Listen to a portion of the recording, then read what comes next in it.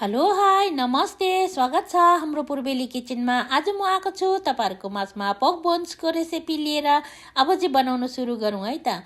मैले चाहिँ थोरै कटोरामा पानी लिएको छु र 1 चम्चा ड्राई इस्ट हालेको छु अनि यसलाई एकछिन रेस्ट गर्नु दिने। मैले अलिकति तातो ठाउँमा राखेको छु र 4 कप मैदा लिने छु र डो बनाउने छु। अब हेर्नुहोस् है त म बनाउन सुरु गर्छु। फर्स्टमा त मैले 4 कप मैदा लिँदै छु र तपाईहरुले पनि यसरी नै 4 कप भन्दा धेरै पनि लिन सक्नुहुन्छ, थोरै पनि लिन सक्नुहुन्छ। मलाई त्यति धेरै नचाहेको हुनाले चाहिँ मैले 4 कप लिएको छु। 4 कपमा पनि निकै हुन्छ।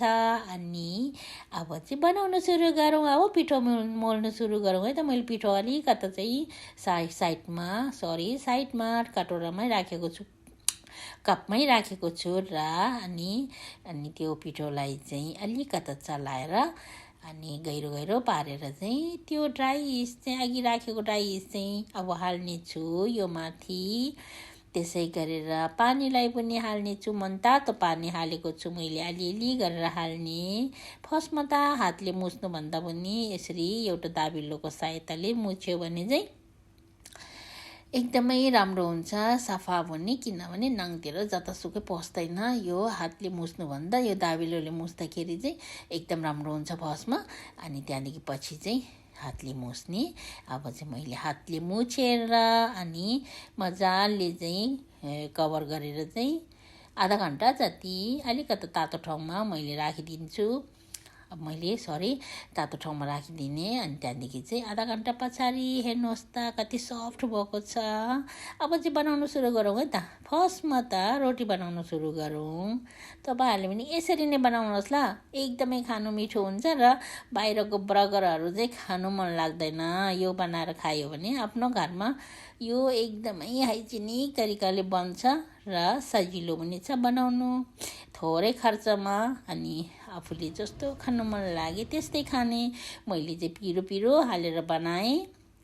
अनि त्यहाँदेखि चाहिँ तपाईहरुले पनि पिरो मन पर्छ भने पिरो हाल्ने, पिरो मन पर्दैन भने नहाल्दा पनि हुन्छ। अब चाहिँ मैले रोटी पनि ठिक्कको पारेँ। हेर्नुहोस् त रोटीलाई एकदमै सजिलो छ यो। रोटी बेल्नु पर्छ भने बेल्नु एकदमै सफ्ट भएर चाहिँ मैले नबेलेको। तपाईहरुलाई बेलेर पनि देखाउँछु। बेल्दाखेरि चाहिँ धेरै पातलो हुन्छ र मैले चाहिँ हातले गरेको छु एउटा चाहिँ। अनि कटिङले काटेर गोलो हुन्छ, एकदमै राम्रो साइजमा निस्किन्छ। अनि यसलाई यसो पल्टाउने अनि मोक्टुको भाँडामा राख्ने, मोमो पकाएको जस्तै गरेर पकाउने। अनि यसलाई चाहिँ पकाउनु भन्दा पनि स्टिम गर्ने हो यसरी। अनि त्यहाँदेखि चाहिँ पछि चाहिँ अब मैले चाहिँ मोमोको भाँडामा बसाएँ। मोमो जस्तै पाकिसक्यो। हेर्नुहोस् त एकदमै राम्रो फुलेको छ हाम्रो रोटी। हेर्नुहोस् एकदमै राम्रो। यो चाहिँ टिबेटन बर्गर मैले नाम चाहिँ टिबेटन बर्गर पनि राखेको छु है त। अब म चाहिँ यो उसिनेको पोकलाई चाहिँ काट्छु स्लाइसमा, सानो स्लाइसमा काटेको छु, ठिक्कको स्लाइसमा। अनि त्यहाँदेखि चाहिँ अब यो स्लाइस चाहिँ फ्राई गर्छु है त। अब चाहिने जति सामान सबै कटिङ गर्छु तपाईहरुको अगाडि नै। अनि त्यहाँदेखि चाहिँ म फ्राई गर्छु। यो चाहिँ साइडमा राखिदिन्छु। हेर्नुहोस् त मैले पोक बेली मजाले काटेर पनि राखिदिएँ। अब अदुवा लसुन प्याजलाई पनि मजाले चट काटेर चाहिँ सानो सिर्का बनाउने।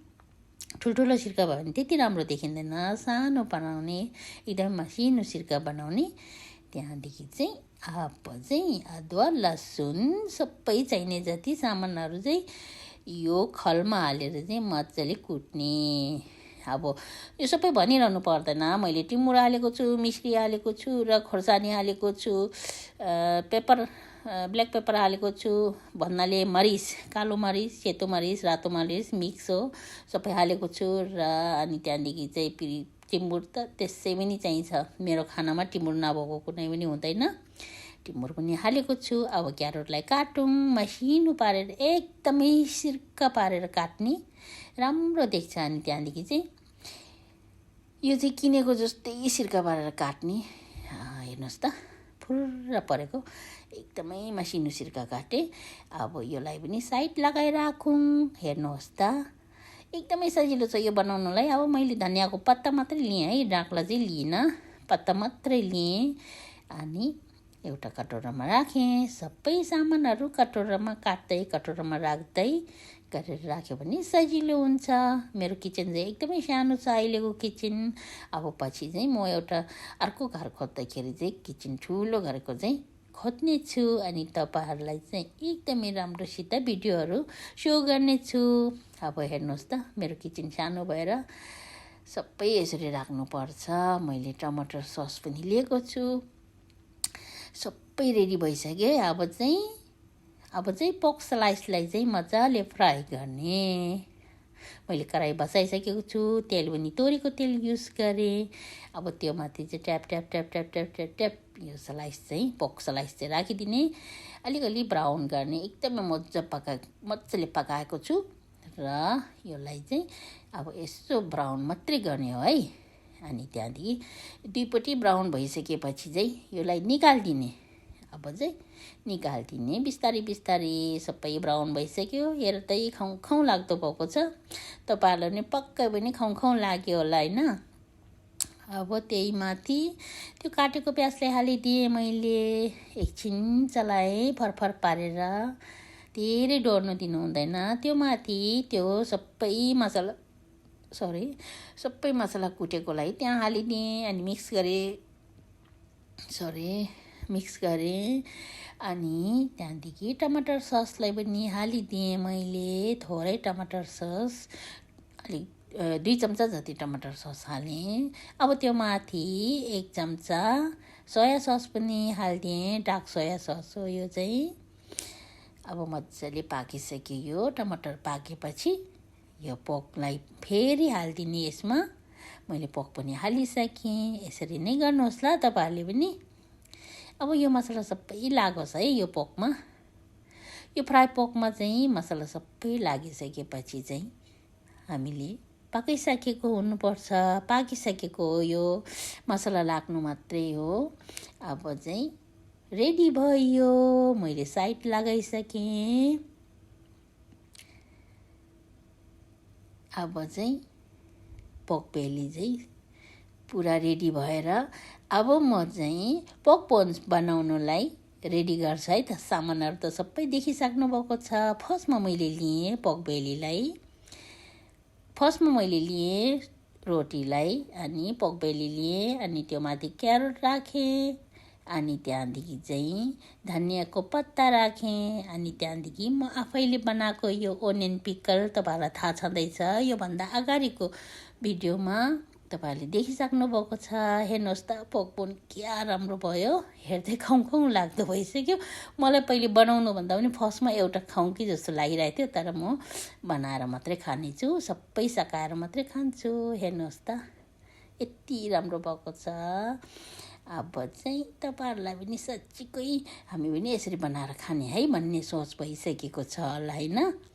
हवस् त मैले पोर्क बोन बनाएर रेडी गरिसकेँ। हेर्नुहोस् त अब यो सामानहरू सबै सारसोर पारेर उता थन्काइदिने।